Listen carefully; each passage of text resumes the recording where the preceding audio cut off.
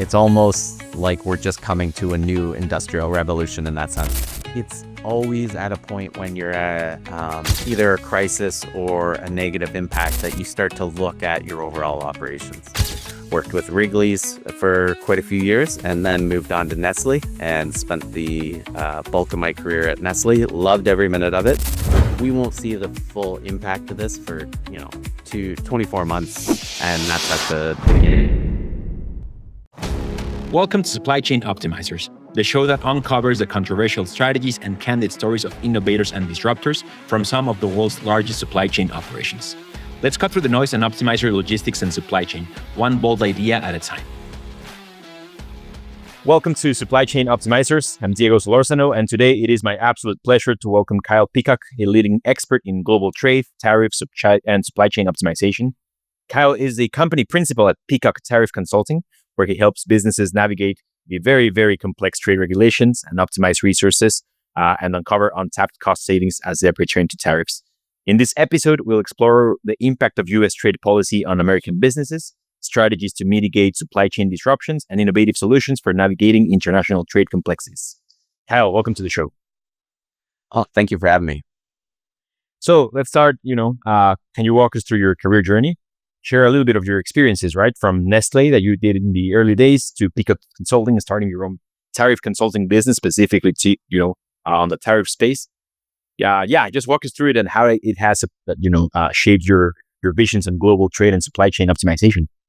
Wonderful. So I fell in love with international trade very early on. I went to school for it many years and thoroughly enjoyed it. I'm from a small town just north of Toronto, about an hour north of Toronto, and realized about 25 years ago that small town manufacturing was really going away, and that we were seeing international trade wasn't as prevalent in the small market, small town areas. So from there, I worked overseas. I've got kind of a crash course in imports and exports with KN, Kuehne+Nagel, which worked with them in Brussels and in Germany, and loved every minute of it. Once it has its hooks in you, it's something that you can't give up. After about 4 years, relocated back domestically, mostly in the Toronto and Northeast US. So Northeast and Midwest, where worked with Wrigley's for quite a few years, and then moved on to Nestle and spent the bulk of my career at Nestle. Loved every minute of it. It was wonderful to be part of the organization. Spent some time in Solon in the south, and Solon, Ohio, and then also in the south with manufacturing plants, and really aligning the Nestle goals for acquired companies. And that's where it kind of drew my interest to branch out into the smaller companies. Small to medium-sized enterprises really need the global support that the Nestles and the Marses of the world, the Kraft, the Heinz, they have floors and floors of trade compliance. If you're a small to medium-sized enterprise, you don't have those same resources available to you. And if you're an entrepreneur, you're really just worried about getting your product out, worried about sales, worried about logistics. You're not thinking about the regulatory between nations, etc. So that's really where I branched out and created Peacock Tariff Consulting to work with the small to medium-sized enterprises. Similar, I know your head office is in New York. I really wanted to stop playing for the Yankees and go play for a small market team. So I love the analogy, especially because I kind of hate the Yankees, so that's all good. Perfect. Tell us a little bit before we jump in and outs of your current business and more on tariffs and the specific market. Maybe tell us a little bit about your time at Nestle. You were there for about 13 years, if I read this correctly. What were the biggest changes that you saw over your time there as it pertained to global trade, right? I think the biggest thing that I saw was really the change in sourcing. So sourcing and supply chain was always, I wouldn't say it was a leader in the Nestle world until about probably 20 years ago. And then we saw the change where there was, as data became available, that was key in proving that, okay, well, how do we, as we acquire certain companies, why do we have 14 different sugar suppliers? Why don't we have one or two? And then obviously we have greater leverage through the supply chain with purchasing power if you are obviously a big fish that demands X amount. So that's what I found the biggest change throughout the Nestle world was really the sourcing and the supply chain structure. It was very much the consolidate and to ensure that businesses were cost effective, which was from a very cost driven oriented, detailed oriented availability. That was right up my alley. So I really thrived through that. Obviously, trade, tariffs, very hot topic these days. Maybe the most it's been in the news, in the last 10, 20 years, right? Maybe since, maybe even since the WTO was signed into existence, right? Very interesting space, very dynamic, lots of people, companies of all sizes asking what to do, right? So, what summary do you have for us on the recent US trade policies? How have those affected American businesses, Canadian businesses, right? Business worldwide, specifically small and medium enterprises? What can you tell us about the impact that this is having? So this is having a significant impact across the board. I would say that it has significant impacts on certain industries and clients more than others, but no company or client has been unaffected by this. It may be from their raw materials, it may be from their exporting of sales, but all customers and clients have been affected. And a lot of businesses that we're hearing from are very similar. I don't think it's the actual tariffs or trade relations that really has affected, had the biggest impact. It's been the unknown, and that's been the biggest constraint we've had is, businesses are very, very resilient. They will be able to push through whatever's throwing in front of them. It's been the unknown of, we're sourcing from this country, but then all of a sudden this country has, these tariffs put on it and it's effective immediately. Like you said, the previous 20 years, it was very methodical on, we're going to have a trade deal. This is what it's going to be. Even if tariffs are raised, it was 6 to 8 months of, this is what they will raise to. You have that time that businesses can react. We were seeing that businesses were either overreacting because they saw a tweet or they were hearing news or they were following the crowd of, we got to leave China based on X, when really it's our message to our clients was each customer and manufacturer is different. Every small bit, they're different, and you need to look at yourselves to see if it's the right move and not. So I think that's been the biggest messaging is there isn't a one-stop solution for these kind of issues.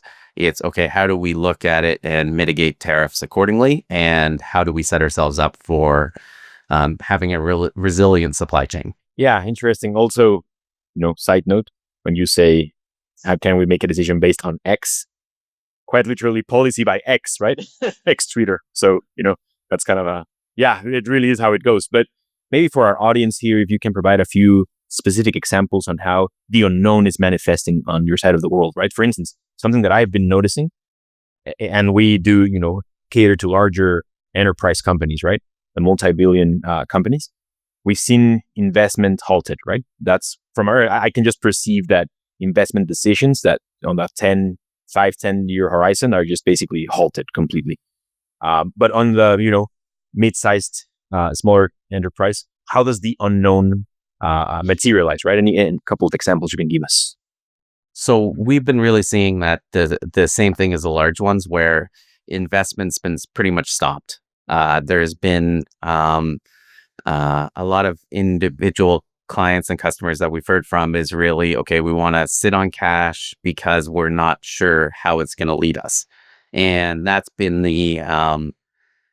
I think that would be where some of the constraints have been is, what do we do go forward? If investment's not the way forward, it's what do we do next? And so we've seen a lot of we've had a lot of clients pass on sales deals because they didn't know if they had the infrastructure, the raw materials, the securing of the raw materials. It's been very much batten down the hatches and see what's happened. So diversifying has been the biggest issue that we've seen. That's been how our clients have really wanted to go forward and say, okay, we are exporting X amount to the US. We want to diversify it. We can't have all our exports going to one country now. So one of our main clients is a high-end wine producer from Nova Scotia, and they were shipping all into Manhattan, Boston, and 92% of their exports were going to the US. If tariffs are affected on wine,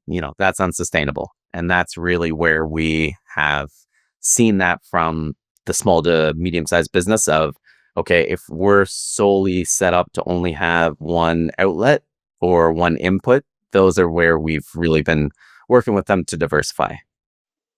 You did mention earlier, Kyle, that you have seen some specific sectors being disproportionately affected. Which sectors? What's happening out there? Which sectors are being more disproportionately affected? So in Canada, because of everything that has been happening with the U.S. tariffs, Canadian tariffs, the Canadian provinces have taken U.S. alcohol off their shelves. And so there's been an abundance of space that needs to be filled. So we've seen significant amount of increases from, if we just look at one discipline like whiskey. So with Kentucky whiskey no longer being sold in Canada, there is, 22% of shelf space that needed to be filled. Obviously, it was filled from around the world, but there wasn't the supply as well. And so there was, as other companies are reaching out, they're saying, okay, where are these vacant markets that we're seeing? So there was a really, I'd say, a really good job done by the Irish Whiskey Board to say there is this opportunity. The US is no longer available in Canada. We can slide in there as Irish whiskey and have 22%. How do we make it available to our members of the Irish Whiskey Board? So that was a very interesting take. Usually membership boards wouldn't have been involved in past lives.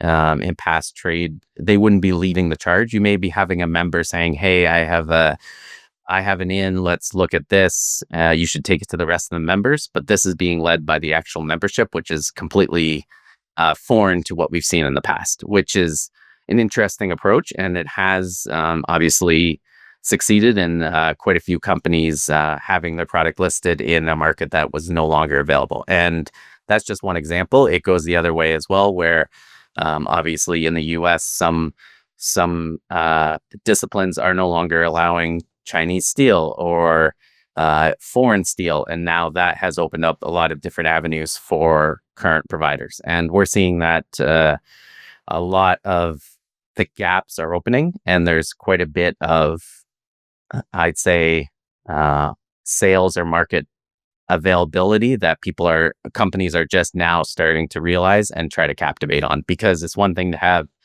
the sales available, but you may not have the raw materials, the manufacturing capacities, the logistics to fill that from your own market. So there's a lot of internal infrastructure that you have to build to be able to satisfy. Obviously, I mean, not to get political here, right? The purpose, bring manufacturing back to the United States, right? And you did mention a couple of examples there where, it maybe vacated some retail lines, right? Or maybe vacated some opportunities for local providers in the US. You mentioned steel, right? To come in and maybe, close some of the gaps that banning or having tariffs to Chinese steel leaves that gap, and local manufacturers could maybe cover it. Are you seeing this move towards more at-home manufacturing? What's maybe your take on American manufacturing? I'm finding that it is working in the fact that there is, as you're seeing in the news, and you're seeing it, once a week, couple times a week, major companies are bringing manufacturing back to the US, either production that was already there, production plants that were already there that they're expanding their capacity, and or creating net new production facilities. the problem with that is you're seeing the investment, but you're not seeing the throughput yet because a new factory takes 18 to 24 months to produce. You got to train individuals. You've got to wean down the current operations, bring up a new one. So we won't see the full impact of this for, 24 months. And that's at the beginning, but you are seeing the stages of that of production. Say you had Crown Royal has production facilities in multiple countries, and they are taking production down in certain countries and increasing it in the US. So those companies are ones that you're starting to already see it. And would that have made sense? Because being with Nestle and having multiple operations and factories, this was a constant review in supply chain. It was where is it most efficient or productive to produce certain items. So this seems like it's a new development. Oh, everything's coming back into the US, when really this was an exercise that's done by organizations all the time.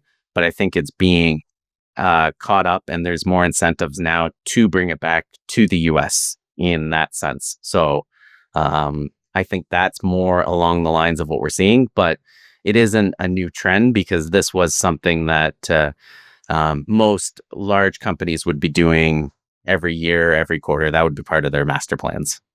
Very, very interesting. Let's switch gears a little bit, right? We've chatted about the problems. We've heard it in the news. It's been all over the place. We've, a lot of think pieces, a lot of data, a lot of everything around, the problem of, hey, this new, maybe changing world order, right? Around tariffs. So what, right? Okay, let's, the positive side. What strategies can businesses adopt to mitigate some of these disruptions caused by tariffs and trade tensions, let's call it?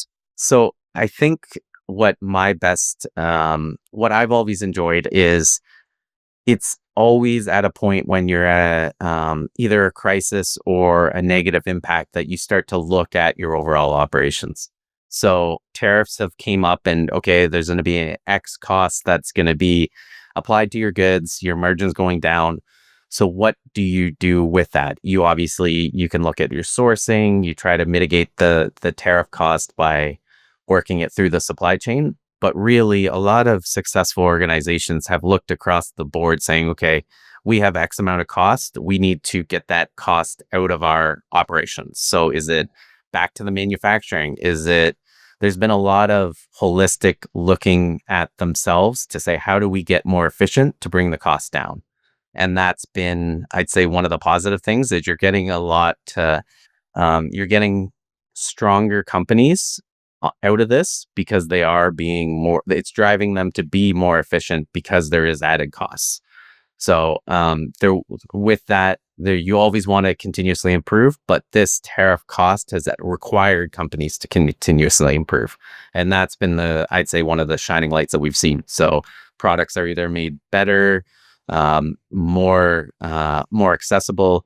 It's how do we make these products at a less cost domestically? And that's been one of the successful parts that we've seen. Maybe to double click on this, right? Maybe if you can share an example where a strategic review of these tariffs, right, and where to produce it has led to direct or significant cost savings. I'm sure the audience will appreciate it. Oh, sure. So one of the examples is aluminum can producing. So there was a very much, the supply chain was raw materials came from external of the US, filtered into the US, further produced, and then shipped to users back in the other countries, Canada, Mexico, across the board, or then within the US. And it wasn't an inline process. Whereas now we're starting to see some aluminum producers actually become aluminum manufacturers as well. So we're seeing it kind of be straight in the whole process instead of very segregated of, okay, well, you mine it, you produce it, then you ship it somewhere else to get manufactured, then they produce it and send it somewhere else, where we're finding a lot of things going in line. And that's just one of the examples. So we're seeing that where can and aluminum prices would have skyrocketed, we're seeing the actual producers take an efficient approach that really has limited the increase that we've seen. We've still seen an increase, but I think that it's not as large as it could have been without the aluminum producers really having the process in line. And I have to ask here, right? Like I do think of prioritizing cost savings versus maybe something like operational resilience. Maybe a bit of a trade-off there. I don't know, right? And maybe that's the question I'm asking. Is there any trade-off here between when you evaluate your customer supply chains and when you evaluate these types of decisions? Is there a trade-off that you have to take into consideration, cost savings and operational resilience? And maybe the follow-up to that, when does cost savings as a priority win over resilience in this environment which is tariff heavy? So that's the right question to ask, Diego. That's the question of the day. You're seeing that companies are looking at their organization. Okay, if we can't cut costs on X, then we need to look at our portfolio. What items do we produce that's operationally not as efficient or not as resilient as it needs to be? So what we're seeing come out of the tariffs and through we have seen tariff price increases in the market in a lot of different areas, but you're also seeing that the availability is not the same as well. You used to have 15 choices at the store, and now you're down to 9. And that's where we're really seeing it through the manufacturer's eyes, saying we used to be able to produce 5 SKUs that would make sense. Now, because of tariffs, because of changeovers, because of operational cost savings, that's where it would say, okay, well, if we don't do changeovers, we can lower the price on X. So we're going to go from 5 to 2 or 3. And now Home Depot has only, 2 screwdrivers from this company instead of 5. And so you're going to have the customers and consumers are going to have a limited selection. And that's really what's coming out of the tariff with I'd say the break-even point on cost reduction / operational resiliency. Is it worth it to have the portfolio mix, or is it worth it to have profitable materials? And that's just one example of, if you were looking at screwdrivers, you're already seeing it when you go. We're starting to see holiday shopping come in earlier and earlier, and we're seeing that when you go, it's not the same amount of product mix. It's more limited, where you're able to you may have your top items selling, not across the board. Yeah, that's an insightful answer, right? Just to reiterate, if I heard correctly, basically the decision you're making, maybe as the example you call it from a retailer point of view, right? Maybe you are, a home improvement retailer, and you used to have 30 different hammers, right? From 30 different vendors, right? And some product mix there. The trade-off you're doing is it worth it to have the full mix so that my customers are potentially happy because I have 30 different, hammers? Or does it make more sense to, hey, I'm just going to have 5, but those are going to be very profitable? That's maybe what I'm hearing. Is that correct? That's exactly it. That's a very, very delicate way to put that. So I appreciate that summing it up that way, Diego. Well, I guess then the question there, Kyle, is, okay, so how do you prioritize those 2 decisions, right? Like, how do you help companies? Because first is asking the question, right? How do you make a decision? It's basically what I'm asking. So that one is very interesting, and that's probably been the most insightful I've seen in the last 6 months, is by the company. So if we're talking small to medium-sized manufacturers, single owners, those kind of situations, if we just focus on those, it's really the values of the corporation or the company. So some strive themselves on, no, I want to give the portfolio mix, and if that means we make less money, that's what it is. Whereas others are, well, no, I'm in business to make money, and we're going to produce 1 hammer and that's it, but we're going to be really profitable at it. And so there's been that, I'd say it's been very interesting from my point of view to see which companies and which owners want to go which way. And I think it's a balancing act for some of the large corporations to say, okay, well, we can't have everything that we had in the past. So how do we split the difference? Is it a little bit of cost increase? Is it a little bit of portfolio mix reduction? And go from there. But a lot of the large retailers, they have the shelf space, so you have to fill it with something. And that's the other thing that you're dealing with. So So that's really what we're seeing for the fourth quarter. Is going to be interesting to see, is there an epidemic of empty shelves, or is this going to be full shelves but limited product availability?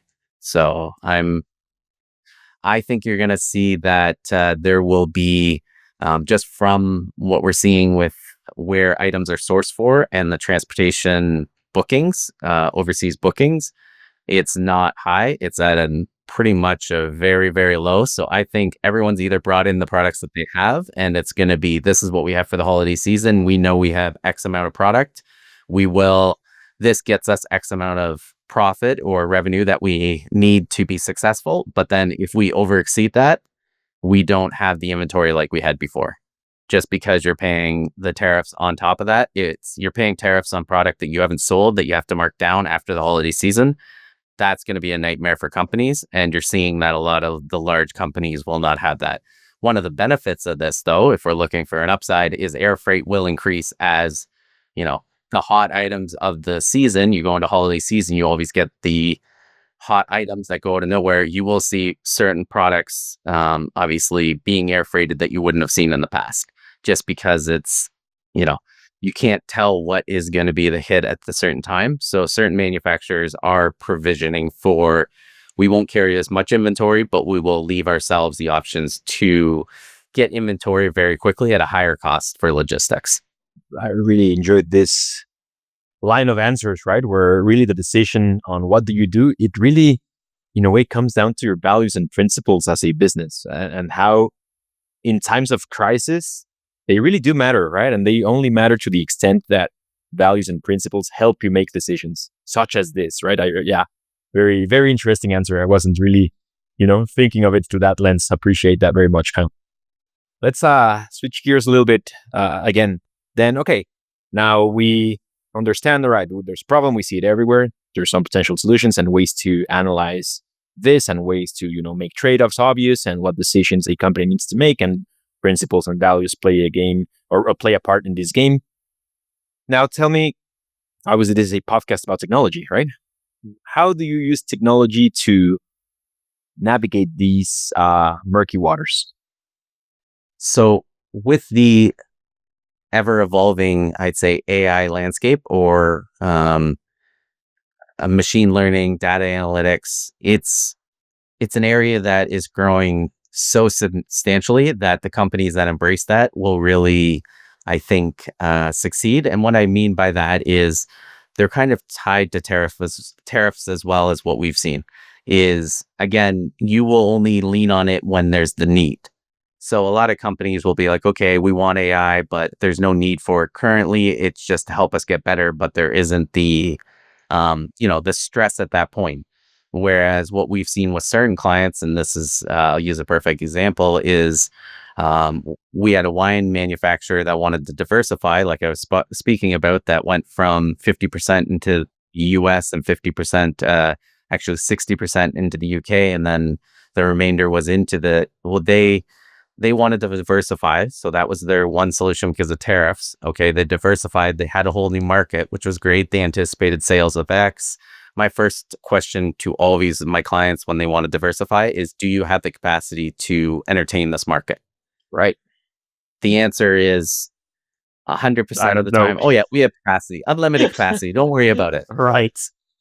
And then usually about 6 weeks later, once they start rolling in and we start seeing sales pick up and the successful in a new market, now it's, well, I'm working weekends. I don't have the capacity. What do we do? And this is where we've seen, that's where the need for the technology piece to come in. Okay.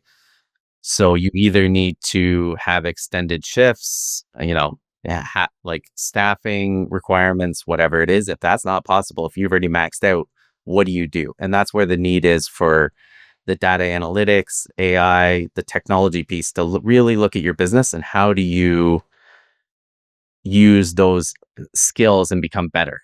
And so we actually, we have a strategic partner called Peacock, which is a boutique AI firm that really, the customers that will come to us and say, listen, we're out of capacity. What do we do? And we like to pass it on to them, and they really take it, dive into the details, like you said, with the different avenues, either AI, if it's, because as you have more sales, you have more incoming calls. If you can't get customer service, you do want to have AI to do your customer service to support your customer service team, or is it right on the manufacturing floor of, okay, how do we do machine learning to make ourselves better? Do we look at a different batching process? Do we look at split shifts? There's just so many things that I would say that, and I say a normal human wouldn't be able to absorb the data. So then you really have those companies that are, okay, here's all the data. Let it spit out what's best in class. And how does that happen? Can you make that happen within your physical constraints?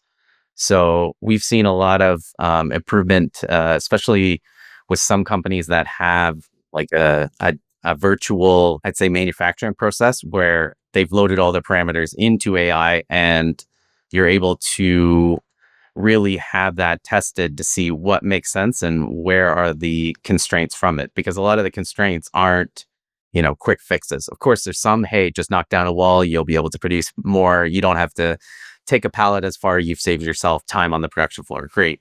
But then there's some that obviously would take some investment, which takes time. So that's where these virtual labs are really important, because they're able to do what humans were taking time to do, and engineering studies and they're just speeding that process up significantly. So we're seeing companies being able to increase their cost reductions, their output, their capacity, everything significantly quicker. So it's, as much as tariffs have changed and really rapidly changed over the last 6 months, I think you've seen technology in the workplace change as well. Something that I enjoy asking of all of our guests is, okay, we've talked about a little bit, you mentioned AI, machine learning realm, also mentioned a little bit around, some of the new optimization technologies, right? So you did mention virtual manufacturing as well. Are there any other technologies that you're excited about as you think of the future in the next 3 to 5 years? So I think that we're going to see a lot of different avenues be encroached on by this automative technologies. Strictly from supply chain, you're looking at, we could have, there's already the driverless trucks. So you're reducing costs there. You're having a lot more cobots or robots in the facilities. So I think it's just the overall impact of what will stick and what won't. Some will make more sense than others to really determine what is going to stick around and what doesn't make sense. But I think I think it excites me to see how much business will change within the next 3 to 5 years. And I think those companies that embrace change and embrace opportunity, those will be the ones that really succeed, because I think you're going to see that it's almost like we're just coming to a new industrial revolution in that sense. I know I'm not the first one to use that term, but it's almost at that point where this will change how manufacturing, retailing, inventory cover, the whole bit across the business as a whole, and even the way consumers absorb certain products. This will revolutionize everything. And it's just, what do the consumers want and what not? So it's going to be, I think you're going to see a lot of things come out and then pull back. And then but after 5 years, you look back on it, there will be a couple main sticking points that will have stayed, that will be fully successful. And since you have the 3 to 5 year crystal ball out, and from your perspective of, tariff trade expert, what trends or policy shifts you anticipate over, again, the next 3 to 5 years? So I think that what my crystal ball has been telling me is you're going to see twofold. You're going to find very much in the past, I'd say for the last 15, 20 years, it's been, okay, let's source suppliers, let's get the best deal, let's go from there. Now you're going to find a lot of different companies go with micro suppliers. So you may have a supplier in China, a supplier in Germany, a supplier in Brazil, all producing the same item. And you may leverage up or down accordingly as tariffs and geopolitical issues come up in the next 3 to 5 years. So you may be producing one year maybe 100% in China, and then the next year maybe 100% in Brazil, just based on geopolitical issues, transportation issues, shortfalls, and raw material availability. So it's not going to be the same as before. It's going to be, I'd say, micro sites or micro suppliers that we're seeing. That micro procurement is really a term that we've heard quite a bit. And then as well, that kind of leads into the second point, where you're seeing a lot of groups of companies countries coming together. So you're seeing the BRICS nations, you're seeing the EU, the North American market. You're starting to see that bulk procurement and bulk relationship building that hasn't been there before. We haven't seen, well, since you trade with this company, you're now not going to be able to trade with this company. That hasn't been available. It's been very open market, and you're starting to see how the politics is affecting the economics and trade. And I think from companies' perspectives, it's going to be, how do you make your supply chain resilient? And that's by having it not just one area. It's going to be multiple different avenues. So say, you may be on supplier C by the time you're done looking at your year, but it's better than not being able to produce or not being able to satisfy your customers. So it's going to be just the layered approach. And I think that you're going to see a lot of, when I say the common sense, you'll have a lot of practicality to it, saying, okay, which one with everything that's being added, logistics costs, tariffs, okay, does supplier A still make sense to produce, even though we've used them in the past? We may need to go to supplier B that's cheaper but more resilient. So you'll see that coming into the supply chain over the next 3 to 5 years, I believe. And I think you'll see that ocean shipping is going to be significant because of the investments into the ports. And the different micro processing, micro manufacturing. Yes. So as you see where the investment's happening in North America right now is in the North American ports, everything from the Port of Montreal, the Port of Baltimore, all the way to, and then shipbuilding as well. And so we're going to see that, I think that will be more of the ability to get, obviously, as the product mix has changed as well. Rare materials now is going to be, it's more popular than ever. So we're not going to be importing it as, it will be different products that we're importing, and that's going to change how we need to import it as well into the North America market. And as closing question, Kyle, I really appreciate you being on. Speaking of North America, what's your one piece of actionable advice to North American business leaders to navigate this complex trade regulation today? My one advice is make sure that you are fully CUSMA certified and have your products exempt. It's a pain to do. For all business owners out there, it's a pain to do, but it's worthwhile in the end. Even if you don't plan on exporting at the time, do not wait until it's time for you to bring raw materials or ship, because that should be part of your engineering and new product development. That's a step that's never been there in the past, and the companies that implement that will be significantly successful. So very actionable, very insightful. Kyle, thank you very much for being on today. Really enjoyed the conversation. Learned a bunch of new things that I hadn't heard before. So I really appreciate it. Thank you very much. Thank you, Diego. That's a wrap on today's deep dive with supply chain optimizers. If you found value in our controversial tactics and data-driven stories, don't forget to hit follow and subscribe so you never miss an episode. Have a burning question or want to share your own optimization success? Connect with me, Diego Solorzano, on LinkedIn, or for more information on how we can help you transform your supply chain and logistics operations, visit thesteya.com. Thanks for listening.